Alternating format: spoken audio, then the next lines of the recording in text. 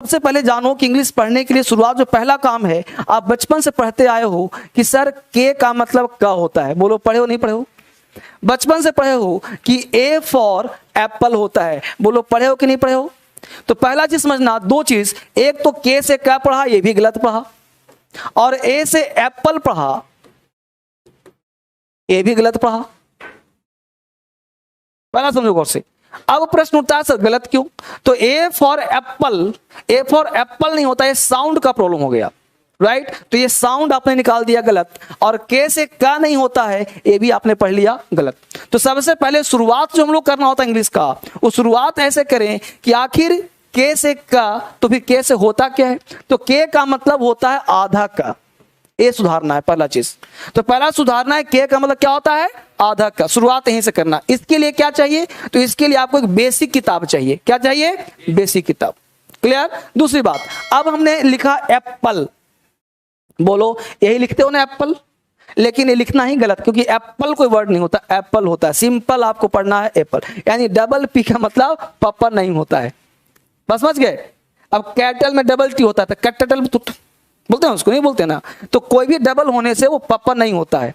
बस समझ बात को। इसलिए एप्पल में जहां भी डबल साउंड आएगा वो डबल होता ही नहीं इंग्लिश में, इसलिए ए फॉर एप्पल, एप्पल नहीं। बस समझ बात को। तो इस तरह से साउंड भी सुधारूंगा आपका। तो इसके लिए हमने एक किताब निकाला है, basic English book, right? Basic English book मैं देखता हूं मेरे पास होगा तो मैं दिखा देता हूं आप सबको, सबके पास होना चाहिए। देखिए बेसिक इंग्लिश 80 पेज का है। यह किताब आपको 2 से 3 दिन में पढ़े खत्म कर देना है। जिन बच्चों का एडमिशन हो गया या नहीं हुआ है, तो ये बेसिक धर्मेंद्र सर की बेसिक इंग्लिश बुक है, पतला सा छोटा सा नाम दिया हूं इसको। यह किताब आप सबके पास होना ही चाहिए, और इसको 2 से 3 दिन में, कलरफुल किताब है, इसको खत्म कर देना है। ठीक है? 2 से 3-4 दिन के अंदर बताऊंगा और पढ़ाऊंगा इसको, तो खत्म कर देना है, ताकि ये बेसिक देखिए पहले क्लास से फोटो बना करके, और मैंने बताया है क्या करना है, कैसे क्या सब सिखाऊंगा आपको क्लास में। तो ये किताब आपके पास होना बहुत जरूरी है, पहला काम, कि ताकि के से का, अब क्लास में तो पढ़ाऊंगा नहीं, के से का पढ़ाऊंगा नहीं, इस तरह से आपको घर में पढ़ेंगे, फिर मैं क्लास में हेल्प करूंगा, फिर दोनों मिलकर काम करेंगे तो स्ट्रांग हो जाएगा। पहला काम। दूसरा पॉइंट, अब देखिए थोड़ा सिखाने के लिए मैं आगे बढ़ता हूं ग्रामर क्लास से लेकर के, क्योंकि आज आपका पहला क्लास है, तो पहले हम लोग एक दूसरे की ट्यूनिंग समझेंगे। जैसे आप डेमो क्लास ले हो तो एक दिन में मुझे जज नहीं कर पाओगे, 2 दिन में जज नहीं कर पाओगे, क्योंकि आपको जज करना है तो यूट्यूब पे देख लो, क्रांतिकार इंग्लिश ऐप पे देख लो, तो उस ऐप के माध्यम से आप सीख पाओगे, देख पाओगे, 2-4 क्लास में, है ना, सीख पाओगे, पूरा ट्यूनिंग सेट होगा, तब आप समझ पाओगे। अगर डिसाइड किया है कि यहीं पढ़ना है तो मैं सिखाना शुरू करता हूँ। डेमो से वो लेना मुझे आता नहीं है, सीधा क्लास पढ़ना शुरू करूंगा मैं। ठीक है? अब समझो गौर से, थोड़ा सा एक्स्ट्रा क्लास लें। जैसे आप पढ़ते हो रमन, थोड़ा समझो गौर से, थोड़ा मैं क्यों पढ़ना चाह रहा हूं। आप पढ़ते हो आर से रा, एम से मा, एन से ना, ये सीखा आपने। अगर इसको हिंदी में पढ़ते हैं रामन, बोलो पढ़ नहीं पढ़ते रमन, हो गया ना जी। लेकिन अंग्रेजी में बोलो RMN, रमना, होगा क्या? नहीं होगा ना। इसको RMN पढ़ोगे। तो कंसेप्ट ये क्या है किताब में, इस बेसिक किताब में लिखा हुआ है कि जब किसी भी 2 से अधिक लेटर को आप जोड़ते हो, तो हिंदी में चूंकि 52 होते हैं, क्या होते हैं? 52। तो ये पूर्ण होता है, पूर्ण मतलब पूरा अक्षर होता है, राइट? और इंग्लिश में मात्र 26 होता है, तो ये अधूरा होता है। क्या होता है? अधूरा। तो जस्ट इसका हाफ है कि देखो गौर से, 52 और, तो ये आधा हुआ कि नहीं हुआ? यानी कि अंग्रेजी में 2 और हिंदी में 1। तो इसको 2 करने के लिए R के साथ A लगाते हैं, और M के साथ भी A लगाते हैं, और N लास्ट में खींचता है, तो गया रमन। अब ये रमन बन गया। बस समझ पा रहे हो? तो कोई भी हिंदी का 2 लेटर एक साथ आता है, लेकिन अंग्रेजी का 2 लेटर एक साथ कभी नहीं आता है। अंग्रेजी का 2 एक साथ कभी नहीं आता, उसके बीच में कोई ना कोई वॉवेल आते हैं। यह बात 98% सत्य है, 98%। तो इससे क्या होगा? आपका राइटिंग स्किल्स इंप्रूव होगा, आप डरोगे नहीं, सीखोगे अंग्रेजी। क्लियर? तो इस तरह से सीखोगे, किताब में लिखा हुआ है बेसिक, तो इस तरह से पढ़ोगे, आपको आनंद आएगा, अच्छा लगेगा, सीखने का प्रयास करोगे, बेसिक से पढ़ने का प्रयास करोगे। देखिए कोर्स,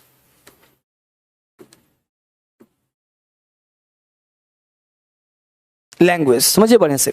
पहले अपने अंदर के डर को समाप्त करो। आज पहला क्लास है, आज पढ़ाऊंगा नहीं, आज पहले आपके दिमाग में छाऊंगा, उसके बाद काम करूंगा। सब्जेक्ट और लैंग्वेज में क्या अंतर है? इंग्लिश सब्जेक्ट भी है और इंग्लिश लैंग्वेज भी है। ठीक? अब कैसे? हिंदी लैंग्वेज भी है और हिंदी सब्जेक्ट भी है। अब हिंदी सब्जेक्ट आपने बचपन में पढ़ा होगा, कबीरदास जी के बारे में बोलो, महादेवी वर्मा के बारे में लिखो, तो वो बोलचाल की भाषा नहीं है, उनके बारे में पढ़ेंगे तो हम लिखेंगे, वो हुआ सब्जेक्ट। लेकिन जो हम आपसे बात कर रहे हैं वो हिंदी हम लोगों का मदर टंग हो गया, भाषा हो गया। क्लियर? उसी प्रकार इंग्लिश जो है, जो सब्जेक्ट है, प्रोज और पोएट्री जो पढ़ते हो, बात समझ पा रहे हो ना, तो वो सब जो पढ़ते हो वो क्या हुआ, सब्जेक्ट हो गया। लेकिन लैंग्वेज जो है, जो एग्जाम में क्वेश्चन पूछता है, वो सब्जेक्ट से नहीं पूछता, यानी सब्जेक्ट आपके लिए किसी काम का नहीं है, यानी इंग्लिश सब्जेक्ट आपके लिए किसी काम का नहीं है, इसलिए ये पढ़ना ही नहीं है आपको। आपको पढ़ना है इंग्लिश लैंग्वेज, क्योंकि आपके एग्जाम में बोलचाल की भाषा में, राइटिंग स्किल्स में इंग्लिश लैंग्वेज का काम होता है और इंग्लिश लैंग्वेज से क्वेश्चन पूछा जाता है, यानी आपको लैंग्वेज की आवश्यकता है। क्लियर? अब लैंग्वेज की आवश्यकता है तो लैंग्वेज आया कहां से?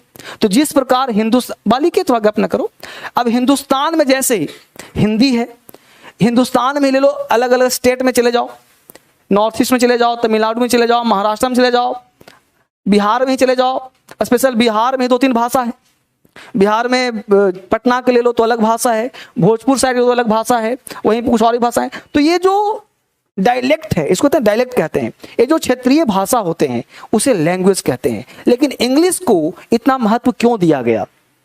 तो महत्व इसलिए दिया गया कि एक्चुअली अंग्रेज जो थे लगभग 60% विश्व पर शासन कर चुके थे।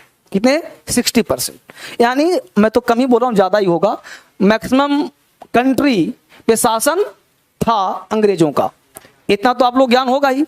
तो जहां जहां अंग्रेज गए वहां वहां अंग्रेजी जाएगा।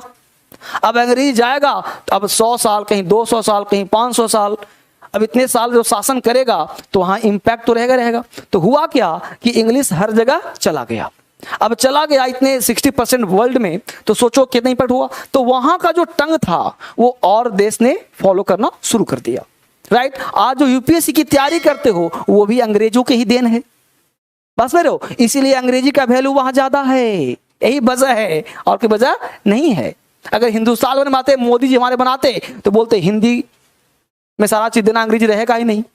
आज सुप्रीम कोर्ट, हाई कोर्ट अंग्रेजों की देन है, इसीलिए सुप्रीम कोर्ट, हाई कोर्ट में भी आपका वहां टंग क्या है, इंग्लिश है, वहां हिंदी बोलना अलाउ ही नहीं है। सुप्रीम कोर्ट वहां पे हिंदी बोल ही नहीं सकते, एक लाइन, एक शब्द नहीं, आपकी मजबूरी है इंग्लिश काम करना पड़ेगा। बस समझिए बात को। तो कहने का सेंस है कि आपको लैंग्वेज पढ़ना है, सब्जेक्ट नहीं पढ़ना है। तो उस लैंग्वेज के माध्यम से करना क्या भाई? तो उस लैंग्वेज आया कहां से, वो ध्यान दीजिए। अब इस दुनिया में सारा चीज, एवरीथिंग, पहले मानव, मैन, मनुष्य, मैन का मतलब आदमी नहीं, मनुष्य, मनुष्य का भी अंग्रेजी मैन होता है। जैसे बोलते हैं man is a social animal, बोलते हैं ना, तो हाँ, मैन मतलब आदमी नहीं, मनुष्य एक सामाजिक प्राणी है, जानवर नहीं। ठीक? तो मैन जो है मनुष्य का जब आया होगा पृथ्वी पर, कल्पना करो आप सब में कितने लोग ने जंगल लव मूवी देखा है? जंगल लव मूवी देखा, सिनेमा नहीं देखा? बहुत अच्छा काम करते हो, कभी कभी सिनेमा में देखा करो, है कि नहीं? जंगल लव एक मूवी है जिसमें पता नहीं कौन सी हीरोइन है, कौन सा हीरो है, लेकिन एक जंगली लड़का रहता है, जंगल में रहता है, उसको किसी लड़की से मोहब्बत हो जाता है उसको। अब होता क्या है कि जब वो लड़की जाती है, उसको सिखाती है, मूवी का गाना सिखाती है, तो वो हिंदी बोलना फिर शुरू करता है, फिर जैसे जैसे होता है तो वो फिर जानवर जैसा बोलता है वो। अब कल्पना करिए कि एक हिंदुस्तान का, बिहार का लड़का जन्म हुआ, जन्म होते ही उसको जंगल में छोड़ दें, अब मान लो उसको जानवर ना खाए, वो बड़ा हो जाए, तो उसको कोई भाषा आएगा? कुछ बोल पाएगा वो? कुछ नहीं। तो जैसे जानवर भौंकता है, करता है, उसी करेगा वो। उसको लगेगा कि यही मेरे लोग हैं, मैं भी इसी हूं। बात समझ पा रहे हो? जैसे बहुत सारे आदिवासी लोग रहते हैं जो लोगों से कटना चाहते हैं। अब यहां मुद्दा ही उठ रहा है, जब मैन जन्म हुआ तो कोई ना कोई तो आवाज हुआ होगा उसका, यानी मैन से मनुष्य से क्या निकला? साउंड।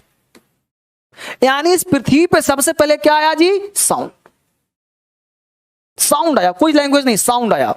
अब उस साउंड में जहां जहां कस्बा रहा होगा, कोई जरूर नहीं कि मनुष्य बिहार में आया, दिल्ली में आया, दिल्ली पहले जंगल था, दिल्ली में आया होगा, अमेरिका में आया होगा, इंग्लैंड में आया होगा, भूटान में आया होगा, चाइना में आया होगा, सब जगह मनुष्य हुआ। तो जो जहां जैसा साउंड निकाला, वही वहां का क्या बन गया? लैंग्वेज। क्लियर? लेकिन चूंकि वो मानव है, इसलिए सबका एक्टिविटी समान होगा। सबका एक्टिविटी क्या होगा, समान होगा। अब साउंड निकला, अब हम इंडिया में हैं तो खाएंगे तो यहीं से ना, चाइना वाला भी यहीं से खाएगा, अमेरिका वाला भी। फर्क है कि हम बोले हैं खाओ, वो बोलेगा ईट, चाइना बोलेगा चूं चूं, कुछ बोलेगा ऐसा बात है।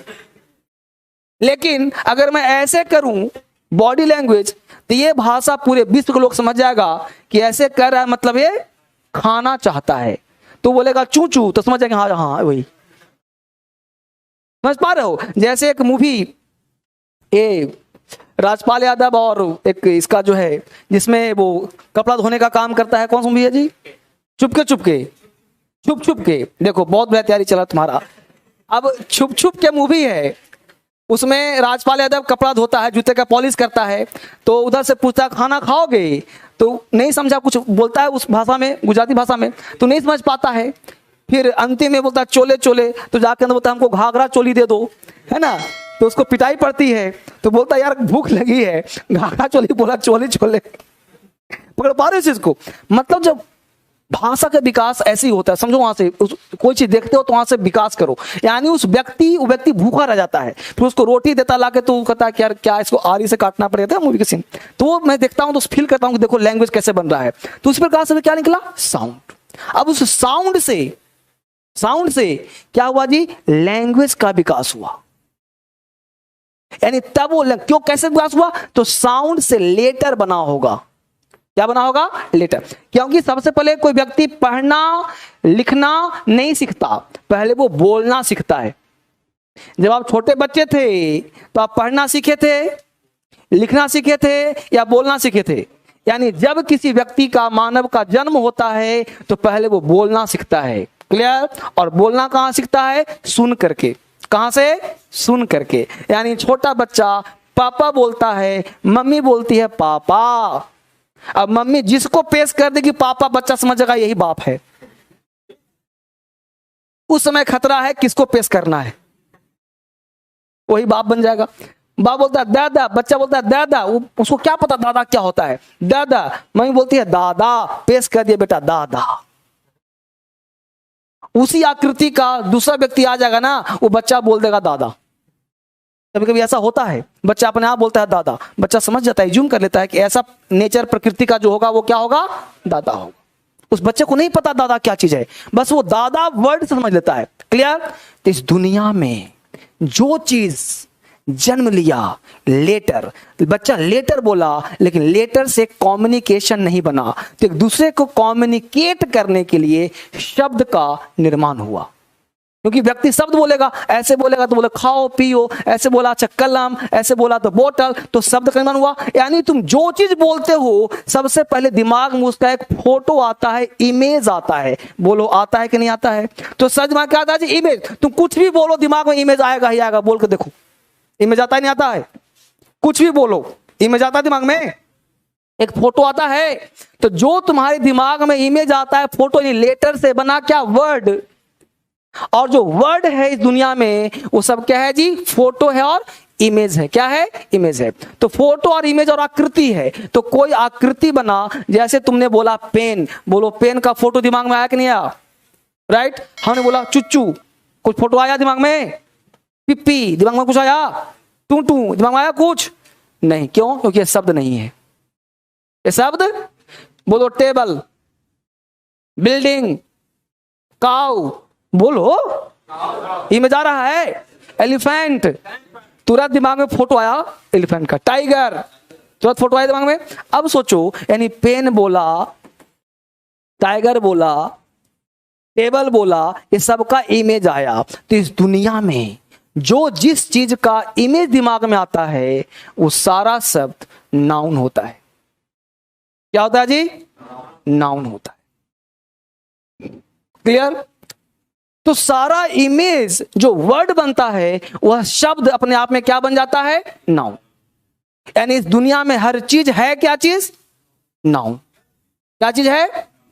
तो फिर इंग्लिश की शुरुआत क्यों ना हम नाउन से ही करें। फिर जैसे जैसे सिस्टम आगे बढ़ेगा, प्रथा आगे बढ़ेगा, आपका चैप्टर आगे बढ़ता हुआ शुरू हो जाएगा। यानी इंग्लिश का जन्म ही नाउन से हुआ है। लैंग्वेज का जन्म ही चाहे हिंदी पढ़ो, चाहे बंगला पढ़ो, चाहे पंजाबी पढ़ो, इंग्लिश शुरुआत कहां से करना चाहिए? नाउन से। क्लियर? यानी शुरुआत में ही पहले नाउन चैप्टर पढ़ना चाहिए। क्यों भाई? क्योंकि इस दुनिया में नाउन के सिवा कुछ है ही नहीं। तुम कुछ भी बोल के दिखाओ, सब नाउन होगा। जो तुम सोचते हो वो भी नाउन है, जो तुम पढ़ते हो वो भी नाउन है। तो फिर नाउन का काम क्या है? प्रश्न भाई नाउन ठीक है सर, पेन नाउन है, टेबल नाउन है, ये बिल्डिंग नाउन है, हम सीख गया कि नाउन है ये चीज। नाउन का काम क्या है? तो इसी नाउन के माध्यम से तुम सेंटेंस का निर्माण करते हो। जैसे कलम आ गया, गिर गया, टूट गया, तो बोलते हो कलम टूट गया। कलम अलग शब्द है, टूटना अलग शब्द है, गया अलग शब्द है।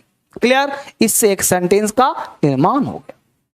क्लियर? समझ पा रहे हो बात को? यानी कि ये वर्ड जो बना वो क्या बना बेटा? नाउन। अब ध्यान दो, बेसिक से हम आगे बढ़ते हैं। तो सबसे पहले हमने कहा कि चैप्टर कहां बना? नाउन। इस दुनिया में हर चीज क्या है? नाउन, जिसको तुम देखते हो, जिसको तुम देखते हो।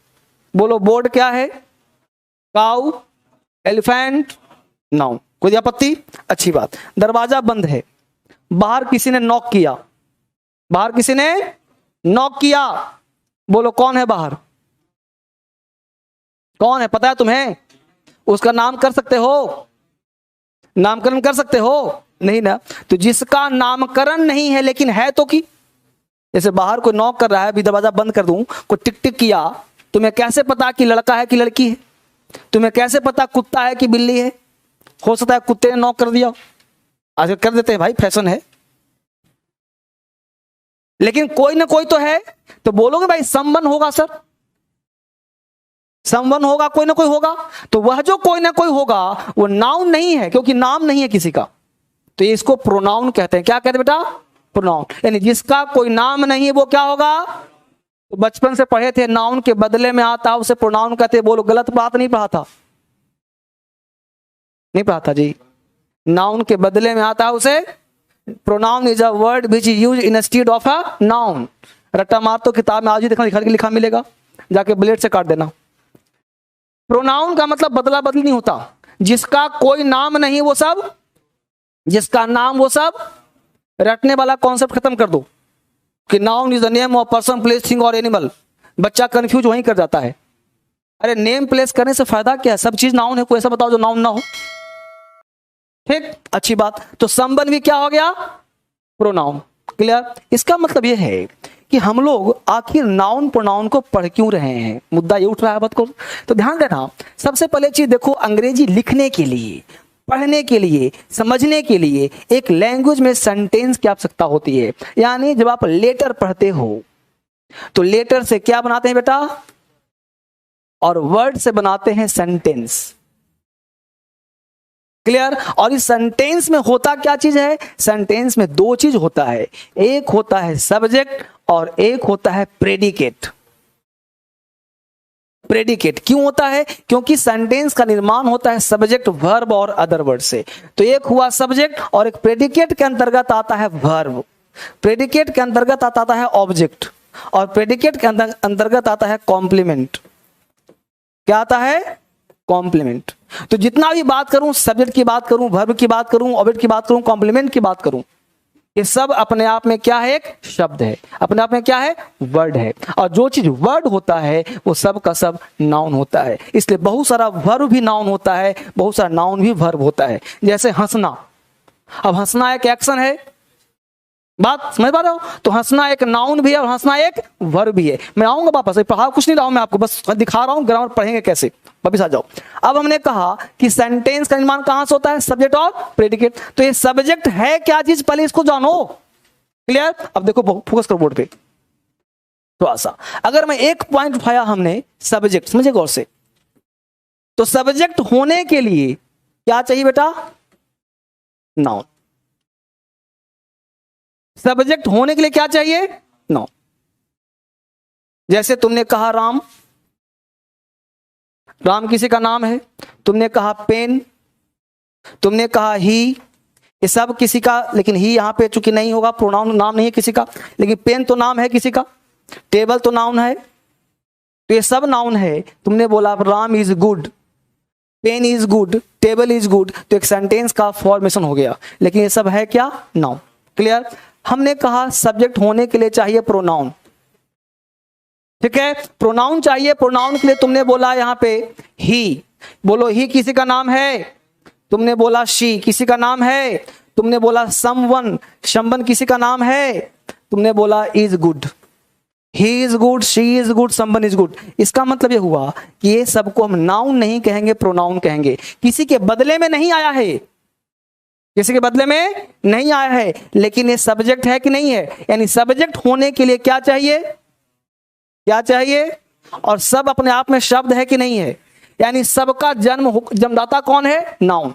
यानी एक ही चीज पढ़ना है तुम्हें, नाउन, बारीकी से, बढ़िया से। अकेले नाउन अगर सीख जाओगे तो लगभग तुमको 15 से 20 क्वेश्चन एग्जाम में आ जाएगा एक चैप्टर से, क्योंकि नाउन पूरे चैप्टर को जन्म देता है।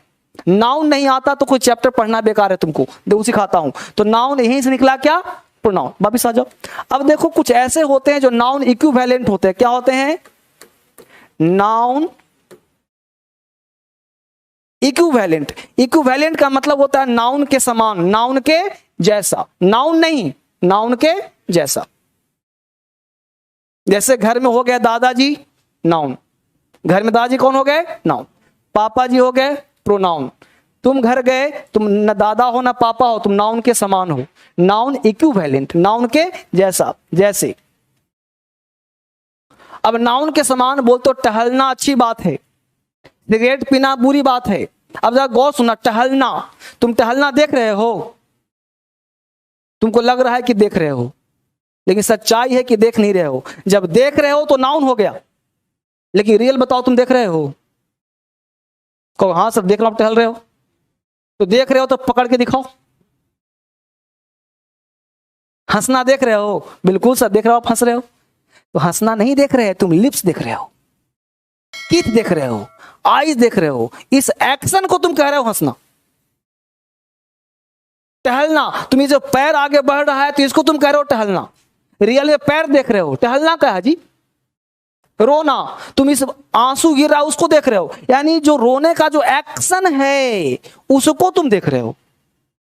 पकड़ पा रहे हो ना? इसलिए वो वर्ब है, एक्शन को वर्ब कहते हैं। लेकिन वही एक्शन जब सेंटेंस में पिरो देंगे कि रोना बुरी बात है, तो रोना को बना दिया हमने नाउन। लेकिन वो नाम नहीं है, दिखा नहीं सकते हम। कोई कहे हंसना दिखाओ, ये देखो हंसना, दिखा सकते हैं? नहीं, कौन सी? यानी कि हम लोग हंसना रोना पीटना दिखा नहीं सकते, लेकिन उसको हम जेरेंड कहते हैं। क्या कहते हैं बेटा? जेरेंड कहते हैं। यानी जेरेंड का जन्म भी नाउन से ही हुआ है। जेरेंड का जन्म कहां हुआ है? नाउन से। बच्चा पढ़ता है जेरेंड क्या है, अरे कुछ नहीं है, सब नाउन है पगले, सब सिखाऊंगा जीरो से। अभी बस तुम्हारे अंदर के डर को निकाल रहा हूं कि बड़े बड़े तूफान वर्ड आते हैं, हम लोग कांप जाते हैं, डर जाते हैं। डरना नहीं है। तो जेरेंड क्या है? बेसिकली नाउन है। जैसे बोलते हो जेरेंड होता क्या है सर? तो जेरेंड होता है कि V1 में तुम ING लगा दो, जेरेंड हो जाएगा। V1 में ING लगा दो, क्या हो जाएगा? जेरेंड हो जाएगा। जैसे बोल दो वॉकिंग, वॉकिंग इज गुड, देखो तो वॉकिंग सब्जेक्ट हुआ कि नहीं हुआ? तो वॉकिंग नाउन हुआ कि नहीं हुआ? है, सब चीज नाउन। दुनिया में नाउन वाला कुछ नहीं है, लेकिन समझना क्या है, कुछ हम देख पाते हैं, कुछ हम नहीं देख पाते हैं। जैसे वॉकिंग, वीपिंग, क्राइंग, लाफिंग, ये सब है तो सब, लेकिन हम देख नहीं पाते हैं, इसलिए उसका नाम क्या हो गया? जेरेंड। लेकिन रियल में क्या है? सब्जेक्ट है। क्या? नाउन। वहीं से बना नाउन ही है दुनिया में, क्योंकि टहलना हम एक्शन फील तो कर रहे हैं कि भाई टहल रहा है, तभी तो नामकरण हुआ टहलना। आंसू निकल रहा है तभी तो बोलते हैं रोना। आंसू चाहे वो ग्लिसरीन डालकर रोए, चाहे जैसे रोए। भाई मूवी देखते हैं, वहां रोता है तो हम भी दुखी हो जाते हैं, वहां हंसता है तो हम भी हंस देते हैं, तो एक्शन तो हो रहा है। क्लियर? उसी प्रकार तुम बोलोगे इनफिनिटिव, इनफिनिटिव्स इसको कहते हैं टू में V1 लगा दो, टू प्लस वर्ब का फर्स्ट फॉर्म, यह भी तुम्हारा नाउन का। To walk is good, example क्या होगा sir? To walk is good, to walk is good, यह भी नाउन हो गया। टू वॉक टहलना, तो टू वॉक कहो चाहे वॉकिंग कहो, एक ही बात है। बस में बात को, तो इन्फिनेटिव कहो, जेरेंड कहो, सब नाउन है, सब कोई टेंशन नहीं, सब एक ही चीज है। बात समझ आ रहा है बेटा? तो कहने का सेंस है हम लोगों को पढ़ने का तरीका बदलना पड़ेगा। यानी जो हम जेरेंड को अलग से पढ़ते हैं, इन्फिनेटिव को अलग से पढ़ते हैं, पागल बनते हैं, वो नहीं बनना है। सीखना है अंग्रेजी बहुत ही बारीकी से, तरीके से, सिस्टमेटिक ढंग से पढ़ाइए सर, एकदम सिस्टम से पढ़ाइए। बिल्कुल नाउन से स्टार्ट किया जाए, एक एक पार्ट सीख जाए, नाउन के बाद सिस्टम, अगला चैप्टर क्या होगा, नियम कानून से पढ़ा जाए, तब समझ में बेहतर आएगा। समझा मुद्दा? तो मैं दिखाने का प्रयास किया एक छोटा सा पार्ट सब्जेक्ट, जिसके तहत इतना पार्ट खुल करके आया। और अगर हम लोग सिस्टम से एक एक पार्ट सीखेंगे, नाउन क्या है, आर्टिकल क्या है, प्रोनाउन क्या है, उसके तहत प्रैक्टिस करेंगे हर दिन, तो मामला खुल के सामने आ जाएगा। फिर इंग्लिश आपका क्या हो जाएगा, स्ट्रॉन्ग हो जाएगा। तो क्या सारे बच्चे तैयार हैं कि बिल्कुल नाउन से बैच शुरू किया जाए, बिल्कुल बेसिक से स्टार्ट किया जाए? चलिए, बहुत सुंदर। यहाँ पे जो आपने पढ़ा होगा, सबसे पहला चीज, ए बैच का नाम है बेसिक तूफानी बैच, आज से शुरू है और आज से स्टार्ट है। टाइमिंग 1 बजे है, रात में 9 बजे भले लाइव हो रहा है, बट ये 1 बजे दिन में चलेगा, राइट। ये बैच की टाइमिंग 1 बजे दिन में होगा, जो कि क्लास आपका चलना है 1 PM। ये बैच 1 PM में चलना है, ठीक है, 1 बजे दोपहर में डेली। लेकिन जो लाइव होगा वो रात को 9 बजे 9 PM, ठीक है। और ये 3 दिन तक लाइव रहेगा लगातार। उसके बाद फिर विदाउट एडमिशन आपको एंट्री नहीं मिलेगा ऑनलाइन में। और ऐप वाले बच्चे अभी पढ़ रहे हो, तभी डेमो क्लास है, आपको एडमिशन लेना कहाँ है वो ध्यान दीजिए। आपको एडमिशन लेना है इस ऐप पे, क्रांतिकारी इंग्लिश ऐप। ये ऐप हिंदुस्तान का एकमात्र ऐसा ऐप है जिसके तहत आप क्लास करते हो, इंग्लिश सिखाने का एकमात्र ऐप है। इसका नाम ही है क्रांतिकारी। चूंकि इसका नाम क्रांतिकारी रखा गया ताकि आप क्रांतिकारी की तरफ क्लास करो।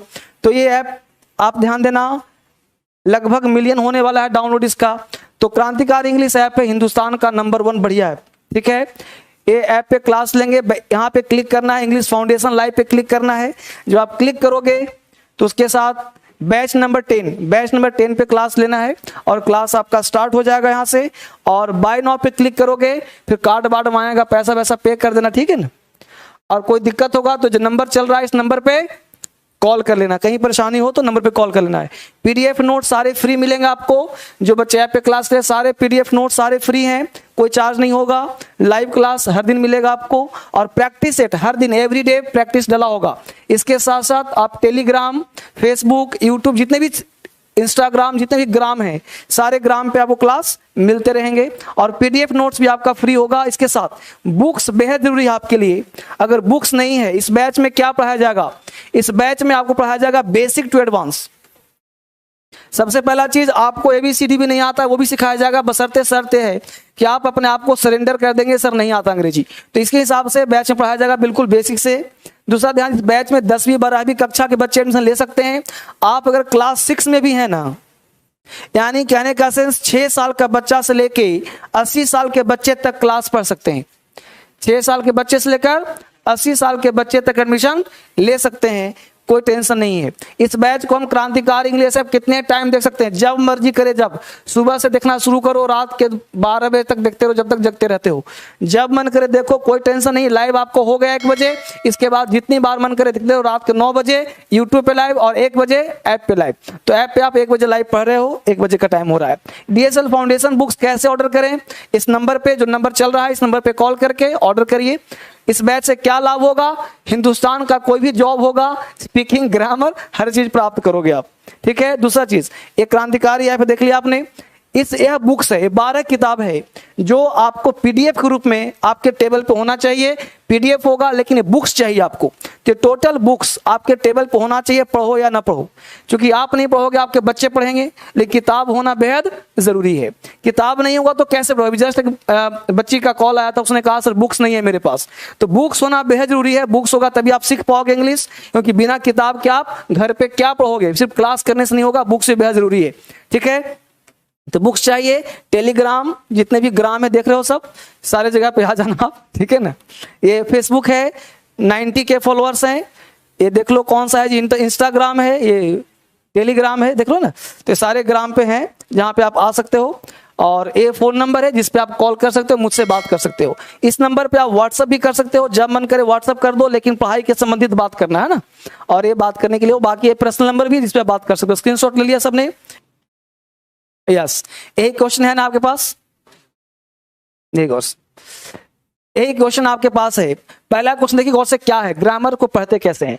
क्वेश्चन है, my friend wanted not only to open a school but also an inn. Right, जो बच्चे यूट्यूब पे पढ़ रहे हैं कमेंट करिए इसमें कौन सा आंसर होगा, फटाफट कमेंट कर। रात को 9 बजे आप डेली लाइव देख रहे हो, फटाफट देखिए इसमें सही कौन सा है, आपको भी बनाना है और इसमें देखना है कि इसमें राइट आंसर कौन सा है, अपने आप को चेक करो। तो क्या बताइए, आप सब मिले इसे बनाने का प्रयास किया है या नहीं प्रयास किया है? एक दो चीज बताऊंगा फिर आगे मैं काम करूंगा आपके साथ, ठीक है? तो इसको बनाने का प्रयास किया है नहीं बनाया अभी, या इसका आंसर कल बताऊं? एक दिन टाइम दे दूं आप लोगों को इसको बनाने के लिए, एक दिन टाइम दे दूं या आज ही कुछ एक्सप्लेन करूं इसको? आज ही कुछ करूं एक्सप्लेन ताकि समझ में बेहतर आए। बहुत बढ़िया, तो बहुत सुंदर काम कर, बहुत सुंदर काम है। अब सबसे पहले क्वेश्चन देखिए गौर से, यहाँ पे 3 4 5 क्वेश्चन है, राइट। सबसे पहले चलते हैं सबसे हल्का क्वेश्चन की तरफ से और जानने का प्रयास करते हैं। सारे क्वेश्चन पे काम करता हूं, आज आपके पहला टेस्ट हाथ में मिला है। हालांकि जो टेस्ट का प्रैक्टिस होगा वो आज मिलेगा, उसका एक्सप्लेनेशन अगले दिन होता है, लेकिन आज मिला है इसको मैं आज ही कर देता हूं समझाते हुए, ताकि पहला दिन है समझ में आपको आ जाएगा। पहले फिल इन द ब्लैंक्स देते हैं, सबसे आसान काम फिल इन द ब्लैंक्स, आप हाथ उठा सकते हो। You are better than I, better than me, better than my, better than none of this, right. तो हाथ उठाएंगे आप सब लोग। You are better than me में कितने बच्चे हैं? मैक्सिमम बच्चे हैं, बहुत सुंदर। You are better than I में कितने लोग हैं? 3 4 5 बच्चे हैं। You are better than my में कितने लोग हैं? माई में कोई नहीं, बहुत बढ़िया। नन ऑफ दीज में भी कोई है बच्चा? नहीं है, बहुत बढ़िया। तो you are better than me 100% आपको राइट लग रहा है, लेकिन जैसा मैंने कहा कि जो परंपरावादी क्लास उसको तोड़ना पड़ेगा, फोड़ना पड़ेगा, ये गलत है। You are better than me नहीं होगा, बेटर देन आई होगा। अब आपके दिमाग में कॉन्सेप्ट क्या होगा कि सर ऐसा तो हो ही नहीं सकता, क्योंकि बचपन में बोल रहे हैं better than me, better then, है ना, ये बोलते हैं। तो सबसे पहले मैंने क्या कहा, आपको अंग्रेजी नहीं पढ़ना है, आपको वो पढ़ना है कि आखिर देन का हुलिया क्या है, देन का अस्तित्व क्या है। अगर किसी चीज को पढ़ना है तो उसको बर्बाद करना, सत्यानाश कर दो उसको, यानी ये दुश्मन है, आपको तंग कर रहा है, तो इसको जड़ से ही समाप्त कर लो। अब देखो देन लिख दिया हेडिंग, अब देन आज के बाद लाइफ टाइम कभी तंग नहीं करेगा, अभी 2 मिनट के अंदर। देन बहुत महत्वपूर्ण पार्ट है, लेकिन देन जो पढ़ा दे रहा हूं ये आपको लाइफ टाइम कभी दिक्कत नहीं करेगा। तो प्रश्न उठता है कि देन है क्या चीज? तो देन, ध्यान देना गौर से, ये जो देन और एक देन होता है, ध्यान देना, ये देन जो है वो कंजंक्शन है, ये देन कंजंक्शन है, इसका हिंदी होता है तब। जैसे बोलते हैं देन व्हाट, तब क्या, है ना, ये देन अलग वर्ड हो गया। तो देन को साइड कर दो, अब वापिस आ जाओ देन की तरफ। तो देन क्या है जी? तो देन का प्रयोग करते हैं कंपैरिजन के लिए, जब एक दूसरे से कंपेयर करते हैं तभी देन का प्रयोग करेंगे, अदरवाइज देन का प्रयोग नहीं होगा। Colour concept. अब देन है क्या चीज, बारीकी समझो, समझिए गौर से। Then is followed by a pronoun in the subjective case as well as objective case when comparison is introduced between 2 subjects as well as 2 objects। यानी then से पहले और then के बाद, अगर then से पहले सब्जेक्ट है तो then के बाद भी सब्जेक्ट होगा, then से पहले ऑब्जेक्ट है तो then के बाद भी ऑब्जेक्ट होगा। पहला कॉन्सेप्ट। अगर then से पहले क्या है तो then के बाद क्या होगा, then से पहले क्या है तो then के बाद क्या होगा, कैसे पता? सेंटेंस से बोलो, क्या लिखा हुआ है, लिख रहा हूं यहां पे, यू आर बेटर देन, अब यहां पे आई और मी है, राइट। अब बताइए कि देन से पहले सब्जेक्ट क्या है, सब्जेक्ट है कि ऑब्जेक्ट है? सब्जेक्ट है। अब बताइए तो देन के बाद क्या होना चाहिए, सब्जेक्ट की ऑब्जेक्ट? तो बोलो आई से हुआ, कितना आसान था। अगर देन से, उलझाने वाली बात नहीं है, उलझना नहीं है, सुलझना है। अगर देन से पहले सब्जेक्ट है तो देन के बाद भी क्या चाहिए, सब्जेक्ट ही चाहिए। सिंपल सा फंडा है, कोई कॉम्प्लिकेशन है ही नहीं। अब यही क्वेश्चन लेके थोड़ा लोकल छाप मास्टर के यहां चले जाओ, जिसने मी सही कर दिया होगा। वो क्या कहेगा कि भाई साहब यू सब्जेक्ट भी होता है और यू ऑब्जेक्ट भी होता है। समझना, आप थोड़ा घुमा रहा हूं मैं आपको। जैसे सब्जेक्ट और ऑब्जेक्ट, समझो गौर से। I subject me, he subject him, पता है ना सबको। शी सब्जेक्ट हर। अब यू सब्जेक्ट और इसका ऑब्जेक्ट क्या होता है, यू। यानी यू तुम्हारा सब्जेक्ट भी है और यू तुम्हारा ऑब्जेक्ट भी है। क्लियर। लेकिन अभी जस्ट एक सेकंड पहले कहा था सेंटेंस की शुरुआत ऑब्जेक्ट से कि सब्जेक्ट से। तो यू यहां पे सब्जेक्ट है कि ऑब्जेक्ट है, सब्जेक्ट है। प्रूफ करने के लिए सर अगर यहां पे यू हटा दें और यहां पे हम कर दें ही, क्या करें बेटा, ही इज बेटर देन, बोलो क्या होगा, he is better than I ना। अरे ही भी क्या है, आई भी क्या है, तो he is better than I. किसी भी कीमत में मी हो सकता है क्या, अच्छी बात। अब जब बताओ किसी ने कहा कि यू ऑब्जेक्ट था, तो क्या यहां पे हिम हो सकता है कभी लाइफ में, कभी सेंटेंस देखा है यहां पे आज तक कभी। इसका मतलब हिम इज बेटर देन मी कभी हो सकता है क्या, कभी हो सकता है। यानी हिम से सेंटेंस स्टार्ट सर हो ही नहीं सकता। इसका मतलब ये वर्ब है और वर्ब से पहले हमेशा होता क्या है, सब्जेक्ट। नाउन होता है, प्रोनाउन होता है, नाउन इक्विवेलेंट होता है। इसका मतलब यहाँ पे हिम नहीं हो सकता, यहाँ पे ही हो सकता है, यू हो सकता है, सी हो सकता है, यानी सब्जेक्ट ही हो सकता है। क्लियर हुआ कॉन्सेप्ट। तो he is better than I, concept हुआ क्लियर। तो देन से पहले सब्जेक्ट, तो देन के बाद भी, ये बात 100% सत्य है। क्लियर। वापिस आइए, थोड़ा सा और छेड़ता हूं। एग्जाम्पल है, देखिए गौर से। He likes you, he likes you. बोलो ही क्या है, लाइक्स क्या है, यू क्या है, यू क्या है, सब्जेक्ट की ऑब्जेक्ट, ऑब्जेक्ट। वर्ब से पहले क्या, सब्जेक्ट, वर्ब के बाद क्या, ऑब्जेक्ट। वापिस आ जाओ। तो he likes you, he subject, you object. More than, more than I और मी। अब बताओ क्या सही होगा, दिमाग लगाओ आराम से। अब बोलो देन से पहले क्या है, तो देन के बाद क्या चाहिए। अरे भाई देन से पहले, तो देन के बाद ऑब्जेक्ट। अब आजीवन कभी गलती होगा। देन से बस पकड़ना क्या है, देन से पहले सब्जेक्ट, तो देन के बाद भी, देन के पहले ऑब्जेक्ट, तो देन के बाद भी। रटने वाला कहां कॉन्सेप्ट है भाई। You are better than me क्यों बोल रहे हो फिर, किस कॉन्सेप्ट बोलो बेटर देन बोल, बोलो कहां है बताओ। तो ही, तो तुलना किससे हो रहा है, देखो गौर से। ही लाइक्स यू, ये देखो ये है ही, देखो गौर से। एक व्यक्ति है, कितने व्यक्ति है, एक व्यक्ति है। कह रहा है कि वह तुम्हें पसंद करता है, मोर देन मी, मुझसे ज्यादा। तो अब सुनो गौर से कि वह तुम्हें पसंद करता है, यह व्यक्ति है, राइट। अब एक व्यक्ति ये है, इसको दो एग्जाम्पल तो समझ आएगा, एक एग्जाम्पल और देता हूं तो उसमें बेहतर आएगा। ये पहला ले लो, तुमको सिखाई देता हूं आज। पहला, दूसरा ले लो। इसी को ऐसे कर लो, he likes you more than I do. ठीक है, यह भी सत्य है। अब समझिए क्या कहना चाहता हूं। पहला एग्जाम्पल देखिए, पहले यहां पे क्या कह रहा है, he likes you more than I do. यहां पे एक व्यक्ति ये है, एक व्यक्ति ये है और एक व्यक्ति ये है। ये है पापा, ये है मम्मी, ये है छोटका बच्चा, राइट। ये है पापा, ये है छुटकू, ये है मुटकू। ठीक बेटा, ये पापा है, छुटकू है और ये मुटकू है। अब देखो पापा ने छुटकू को दिया 100 रुपया, क्यों? पतला दुबला खाया पिया करेगा। मुटकू को दिया 10 रुपया, कम खाया कर ज्यादा खा रहा है। अब बताओ इन दोनों में टसन हुआ कि नहीं होगा?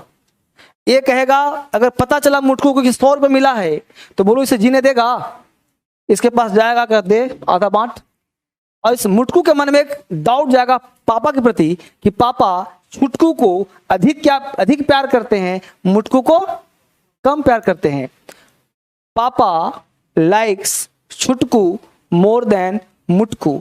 यानी यहां पे डूअर कौन है? पापा। डूअर कौन है? ही। रिसीवर कौन है? ये दोनों। यानी काम करने वाला एक है, ये एक्शन कर रहा है, ये डूअर है, ये काम कर रहा है। कौन सा काम?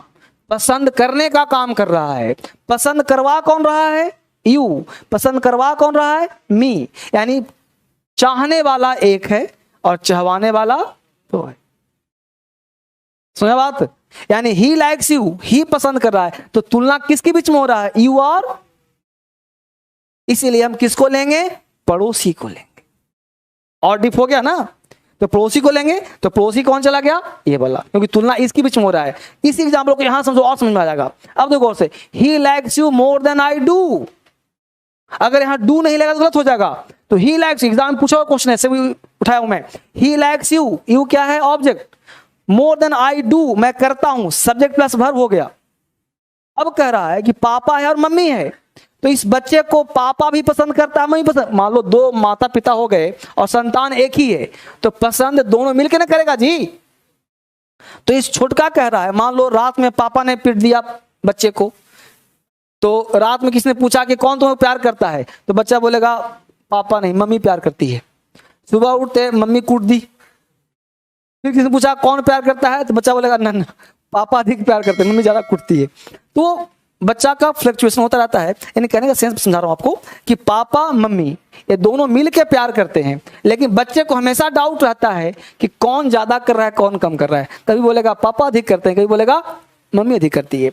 तो ही लाइक्स यू, यहां पे पसंद करने वाला 2 है और पसंद करवाने वाला 1 है। कह रहा है ही लाइक्स यू, वह तुम्हें पसंद करता है, मोर देन आई डू, मैं भी तुम्हें पसंद करता हूं, लेकिन मुझसे अधिक तुम्हें वह पसंद करता है। यानी डूअर कितने हैं इसमें? 2। रिसीवर कितने हैं? 1। क्योंकि ऑब्जेक्ट होता है रिसीवर और सब्जेक्ट होता है डूअर। काम करने वाला को कहते हैं सब्जेक्ट और रिसीव करने वाले को कहते हैं ऑब्जेक्ट। जैसे मैं पढ़ा रहा हूं तो मैं डूअर हूं, आप पढ़ रहे हैं तो आप रिसीवर हैं, आप ऑब्जेक्ट है। जैसे बोलते हैं आई टीच यू, तो आई डूअर हो गया सब्जेक्ट, टीच यू तुम्हें पढ़ाता हूं, तुम रिसीव कर ले हो, इससे तुम हो गए ऑब्जेक्ट।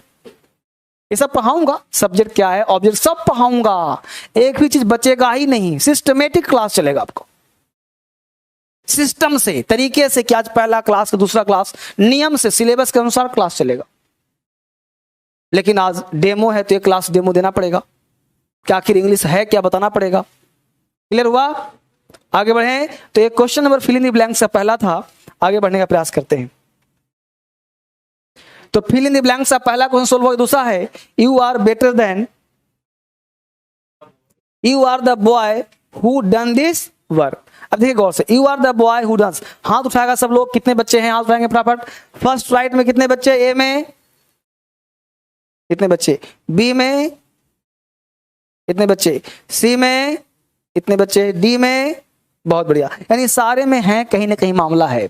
अब देखिए गौर से पढ़िए इसको, यू आर द बॉय, सबसे पहले समझिए कॉन्सेप्ट सिखाऊंगा हर चीज। यहाँ पे आर लगा है ना, अब जहां कहीं भी आज से ही सीखो, प्रैक्टिस आज से दिमाग लगा दो, जहां भी is am are do does दिखे वो सब प्रेजेंट होता है। सब क्या होता है बेटा? जहां भी वाज वर दिखे, हेड दिखे, डी दिखे, सब पास्ट होता है। तो इज एम आर जहां दिखे वो सब प्रेजेंट है, तो प्रेजेंट है तो आने वाला क्लाउज भी प्रेजेंट होगा। ये सिखा रहा हूं मेथड ऑफ एलिमिनेशन। कुछ भी तुमको नहीं आता फिर भी कुछ कर सकते हो।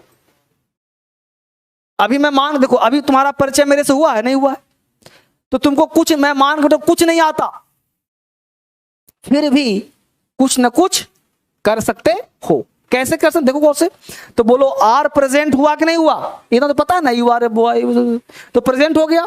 तो पहला चीज आगे भी प्रेजेंट ही होगा। आगे क्या होगा? तो पहला चीज देखो हैव, तो चलो प्रेजेंट टेंस परफेक्ट टेंस है, हैज भी है, इज भी है, तो हैड तो पास्ट चला गया ना, इसलिए हैड हो गया ऑड मैन आउट, इसलिए हैड कभी आंसर नहीं हो सकता। इसको कहते हैं मेथड ऑफ एलिमिनेशन। तुमको कुछ भी नहीं आता था फिर भी 25% तुमने सॉल्व कर दिया, एक ऑप्शन छांट दिया, किसी कीमत पे हैड आंसर नहीं हो सकता। क्लियर? वापिस आ जाओ। अब यहां दिया हु, अब कॉन्सेप्ट अगला सीखो। WH शब्द, WH बोलो, हु एंड WH, WH शब्द अगर सेंटेंस के बीच में आ जाए, सेंटेंस के बीच में आ जाए तो उसे इंट्रोगेटिव नहीं कहते हैं, उसे कंजंक्शन कहते हैं। क्या कहते हैं? उसे कंजंक्शन कहते हैं, क्योंकि वो जोड़ने के लिए आता है, इसलिए उसका नाम आता है रिलेटिव कंजंक्शन। क्या नाम होता है? क्योंकि वो जोड़ता है। क्या करता है? जोड़ता है। अब ये जो हु है वो जोड़ रहा है किसको? इसको और आने वाले सेंटेंस को। अब यहां दिया है डन, क्या दिया बेटा? डन। अब डन का मतलब वर्ब का थर्ड फॉर्म, डन का मतलब वर्ब का थर्ड फॉर्म, और वर्ब का जो, तो डन जो है वो क्या है बेटा? वर्ब का थर्ड फॉर्म। और थर्ड फॉर्म होने के कारण इज कभी यहां पे नहीं आएगा, क्योंकि पैसिव वॉइस मिल जाता है, और इज एक्टिव वॉइस, तो इज के बाद आना चाहिए आईएनजी। जैसे Ram is going, Ram is doing, अगर डूइंग होता तो हम इज लगाते। देखो मैं पढ़ा नहीं रहा हूं, दिमाग दे रहा हूं। तुम कैसे क्वेश्चन देख के डर जाते हो, क्वेश्चन मिला तुक्का मार दिया, इज, हैज, हैव, हैड, तो सोचो।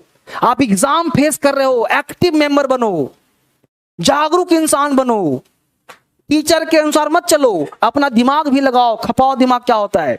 तो मैं बताया हैड क्यों नहीं होगा, क्योंकि प्रेजेंट है तो पास्ट नहीं हो सकता। पास्ट होता तो यहां पे वाज होता तो हम हैड लगा देते। अब यहां पे इज क्यों नहीं आया? क्योंकि यहां पे डन दिया है। अब डन दिया तो भीतरी न है, अगर डन के स्थान पे डूइंग होता तो हम सोचते कि इज हो जाएगा। दिमाग आ रहा है काम? तो यहां पे इज भी नहीं हुआ, यानी तुम बिना पढ़े अंग्रेजी 50% क्वेश्चन सोल्व कर दिए। दो ऑप्शन छाट दिया, अच्छी बात, दो बचा, हैज बचा और हैव बचा। अब अगर पढ़ते हैं you are the boy who have, तो पढ़ने में अच्छा लग रहा है हु हैव लगाना। क्लियर? लेकिन इसमें एक नियम काम करता है जिसको हम कहते हैं रिलेटिव प्रोनाउन का नियम क्या है, उसको चलते हैं, थोड़ा दिखाता हूं, वापिस यहीं पे वापिस आऊंगा, लेकिन यहां वापिस आने के लिए थोड़ा सा सिखाता हूं।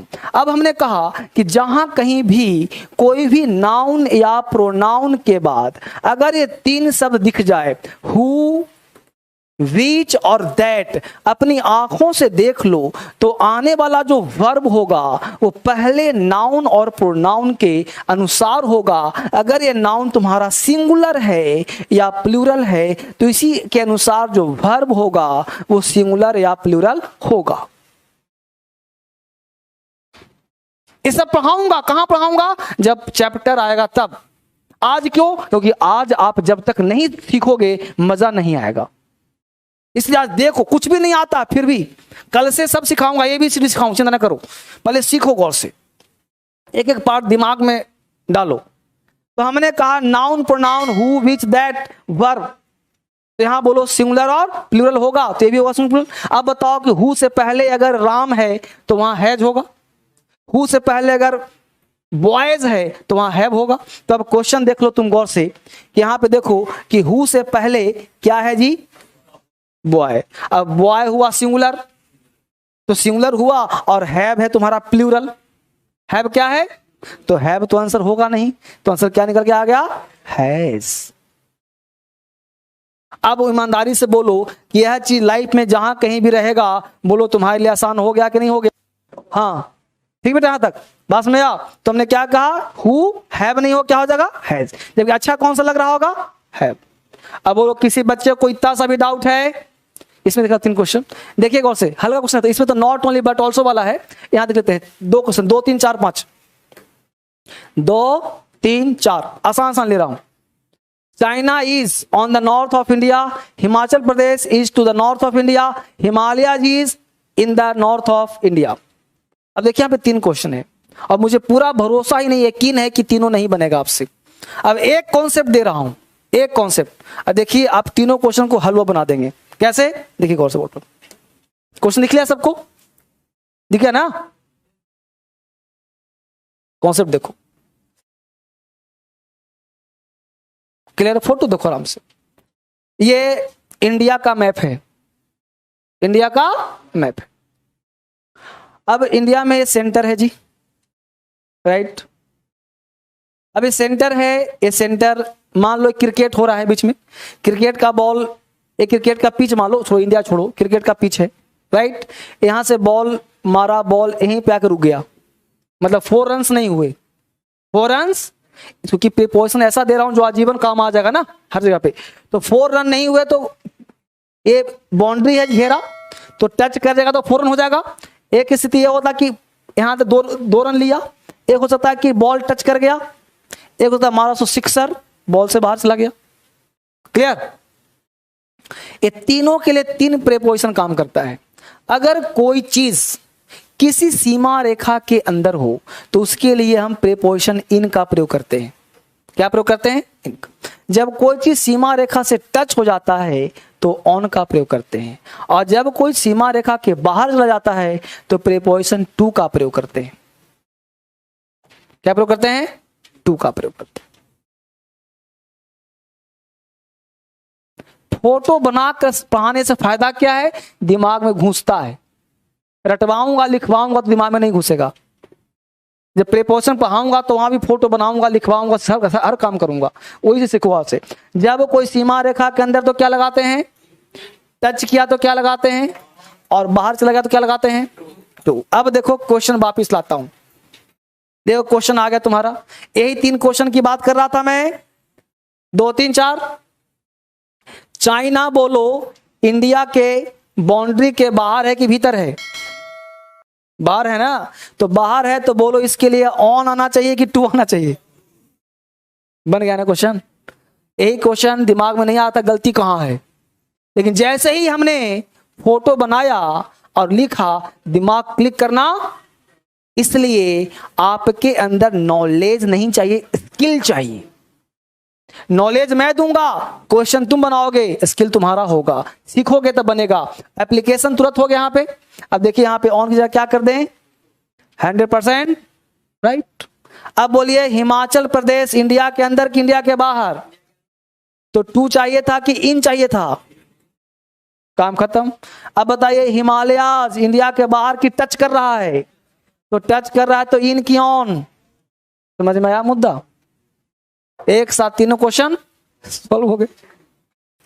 तो आपके अंदर कोई डाउट बेटा ऑनलाइन बच्चे? सॉरी आपसे बात अभी नहीं करा, तो एक बार मैं आपको दिखा दूं, जो है ये कहां गया जी, फिर से एक बार दिखा दूं आप लोगों को ये क्या करना था। ये बैच तूफानी बैच 1 बजे चल रहा है हम लोगों का, रात को 9 बजे यूट्यूब पे लाइव है और यहाँ पे आपका चल रहा है, तो इसको ध्यान देना। दूसरा, एक क्रांतिकारी इंग्लिश ऐप डाउनलोड करना है, भूलना मत। ये क्लास आपके लिए काफी महत्वपूर्ण होगा, तो क्रांतिकारी इंग्लिश ऐप को डाउनलोड करना भूलिए। और फटाफट जिनका एडमिशन नहीं हुआ है, तो फिर कह रहा हूं एडमिशन ले लो, भूलो मत, ठीक है। तो चले फिर हम लोग कल मिले, फिर एक बार कल मिलते हैं एक नए क्लास में नए जोश के साथ। Thank you very much, God bless you.